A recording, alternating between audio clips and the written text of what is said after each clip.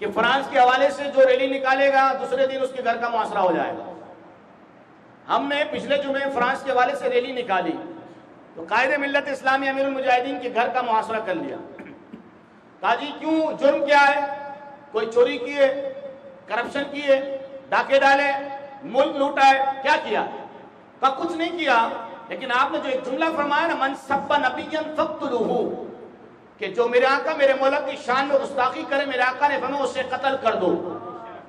اسے، یہ حضور کا فرمان ہے، من سب نبیا فاقتلوہ، فرمایا کہ جو نبی علیہ السلام انبیاء کی شان میں بے ادبی کرے اسے میرے آقا نے فرمایا اسے قتل کر دو.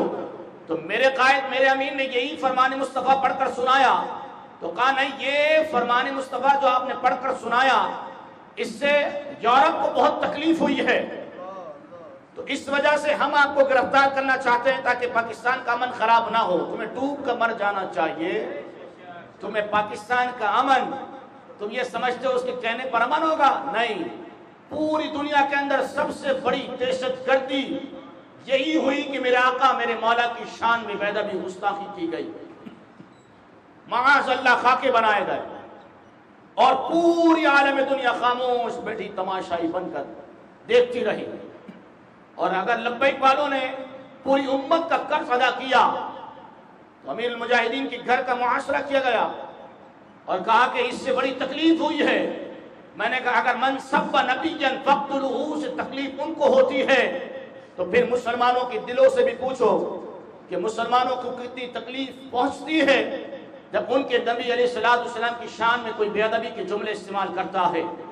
وقت کے حکمرانوں کو غیرت ایمانی کا ثبوت دینا پڑے گا. اگر پاکستان بچانا ہے تو عزت مصطفیٰ پر بات کرنا پڑے گی، عزت صحابہ پر بات کرنا پڑے گی، عزت اہل بیت پر بات کرنا پڑے گی. اگر کائنات میں کسی نے ان کی عزت پر بات نہ کی پھر کائنات میں پاکستان کیا کچھ بھی نہیں بچے گا. پھر ایسا نہ ہو اللہ کا عذاب ہم پر نازل ہو جائے، کیونکہ قوموں پر عذاب اسی وقت نازل ہوا ہے جب قوموں نے انبیاء کی شان میں بے ادبی گستاخیاں کی ہیں. جبھی حضرت امام مالک نے فرمایا پوری قوم کو مر جانا چاہیے اگر قوم اپنے نبی کی عزت و ناموس کا بدلہ نہ لے سکے.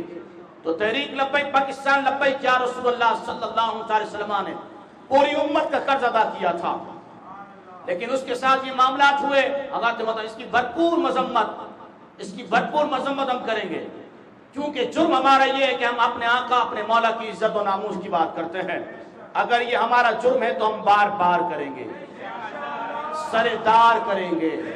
یہ اگر ہمارا جرم ہے تو ہم بار بار کریں گے، سردار کریں گے.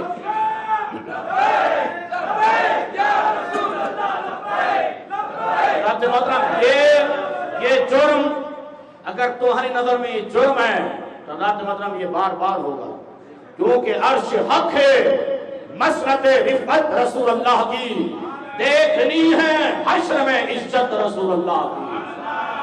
میرے آقا کی عزت و ناموس کا مسئلہ کوئی ہلکا مسئلہ نہیں ہے.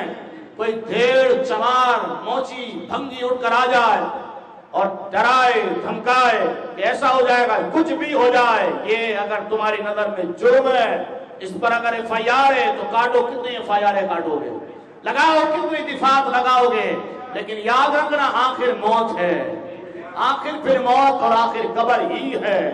دنیا سب کچھ نہیں ہے، دنیا کی عیاشیاں سب کچھ نہیں ہیں. یزید کا معاملہ تمہارے سامنے، یزید نے یہ سب کچھ اپنا تخت بچانے کے لیے کیا تھا، لیکن 3 سال بھی اس تخت کو اس کو نصیب نہیں ہو سکا. نہ تخت رہا، نہ دنیا رہی، نہ دین رہا. دھوبی کا کتا، نہ گھر کا نہ گھاٹ کا. حضرات محترم ایسا نہیں کرنا. پھر کے گلی گلی تباہ ٹھوکرے سب کی کھائے کیوں، دل کو جو عقل دے خدا تیری گلی سے جائے کیوں. جو تیرے در سے یار پھرتے ہیں وہ در بدر یوں ہی خار پھرتے ہیں. اور کوئی کیوں پوچھے تیری بات رضا، تجھ سے کتے ہزار پھرتے ہیں.